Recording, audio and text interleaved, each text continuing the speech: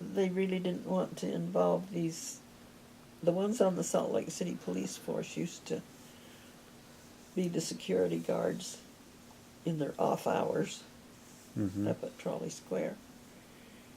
And when the neighbors around were questioned,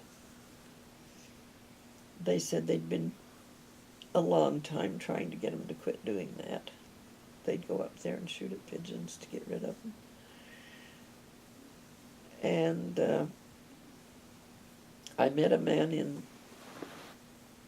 Mesa who was our home teacher down there when we were in the trailer at Venture Out. And he was a retired policeman from the Salt Lake City Police Force. And so I asked him if he remembered in 1974 when there was a shooting at Trolley Square. And he climbed right up. And he wouldn't say any more. And I said, "Do you remember it?" And he says, "No, I don't remember that." There wasn't one officer on the Salt Lake Police Force that wasn't interrogated by the FBI. So I know he knew about it. What was his name? I don't know. You remember? I don't know. But he lived in Mesa? And he lived in Venture Out, where our trailer was. And it was when I was living in Venture Out with Cliff there. But I didn't pursue it or insist that he say any more. If he didn't want to acknowledge he knew anything about it, then what could I do? And it was too late anyway. How long ago was that? It was in about 85. It would have been 10 years. 10 years ago? 10 years later. See, he was retired now. And you haven't ever heard of him ever again or anything like that? But I think all the policemen in Salt Lake, all of the security guards that wanted to earn extra money, and they'd go to these places, you know, and earn extra money as a security guard for so many hours a week, and I am sure the whole police force in Salt Lake knew about it. Because Leslie, the one that was at Trolley Square and took us to the hospital, said that he would testify that they shot at pigeons up there on the tower. And so did the residents around there. They admitted that that's what was going on. But evidently the men got down and disappeared, and nobody would say who was up there.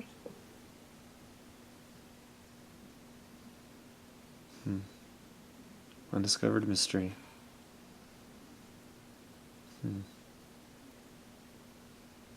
Yep. But I'm sure that man at Venture Out knew something about it, just the way he shut up about it. He said, "No, you didn't remember." And that wouldn't be right at all. Adventure Out, that's the trailer park? Yeah. He lived down there so many months out of the year. Was retired for many years. Interesting. But anyone on the Salt Lake Police Force, I felt like, knew, because the FBI told me they interrogated every man on the force to see who were the security guards at Trolley Square.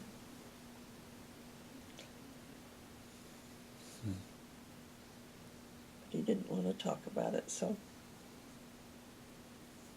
Interesting.